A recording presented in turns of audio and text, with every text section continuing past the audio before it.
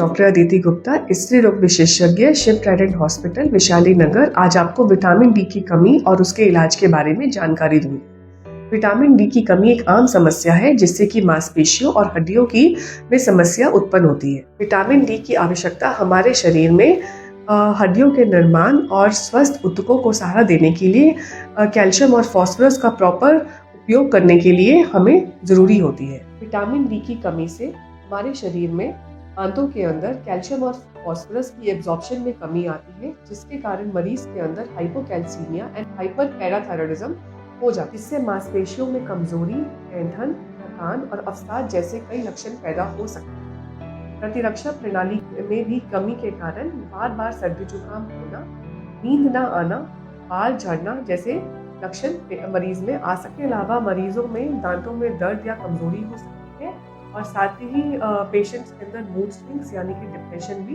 हमें दिखता है। विटामिन डी की कमी के कारण हड्डियों का डीमिनरलाइजेशन बहुत तेजी से होता है, जिसके कारण बड़ों के अंदर ऑस्टियोमलेशिया यानी कि हड्डियों का नरम होना और बच्चों में रिकेट्स होता है। ऑस्टियोमलेशिया एंड ऑस्टियोपोरोसिस से हड्डियों के टूटने का खतरा बढ़ जाता है। बच्चों में भी हड्डियां टेढ़ी मेढ़ी हो जाती है। जिन लोगों की त्वचा गहरे भूरे रंग की होती है या जो लोग इस तरह के कपड़े डालते हैं कि उनकी त्वचा पूरी तरह से ढकी रहे, उन मरीजों के अंदर विटामिन डी की कमी अधिक दिखती है। विटामिन डी की कमी हमें कुछ चिकित्सीय स्थितियों में भी दिखाई देती है, जैसे कि cystic fibrosis, Crohn disease, ulcerative colitis, liver and kidney disease.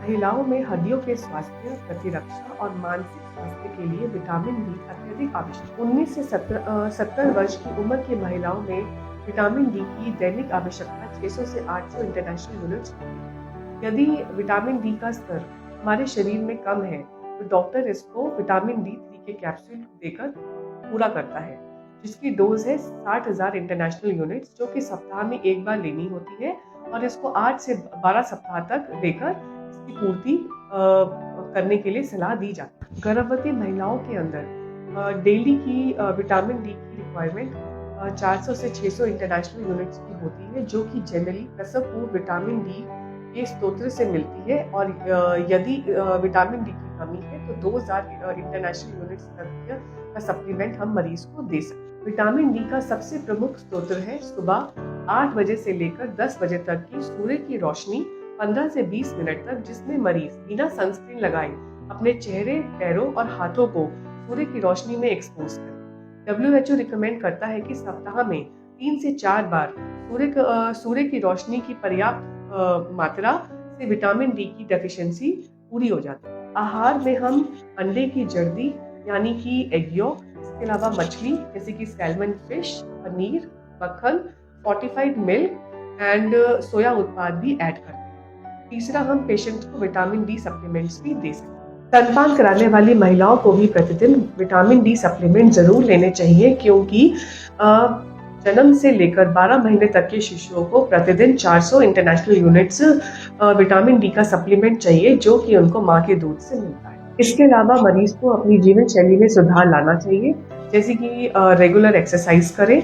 इसके अलावा हरी सब्जियां, दालें और दूध लें, स्मोकिंग एंड अल्कोहल से बचें और हर 6 महीनों के अंदर हेल्थ चेकअप जरूर करें। लंबे समय तक अगर विटामिन डी की डेफिशिएंसी हमारे शरीर में रहे तो मरीज को arthritis, osteoporosis, diabetes mellitus, heart disease, depression और वीक इम्यून सिस्टम जैसी बीमारियां हो सकती हैं। आखिर में कहना चाहूंगी कि विटामिन डी केवल एक पोषक तत्व नहीं है, बल्कि स्वस्थ जीवन का आधार है। विटामिन डी की कमी के लक्षणों को सही समय पर पहचान कर सही खान पान, धूप और डॉक्टर की सलाह से इसका समाधान संभव है।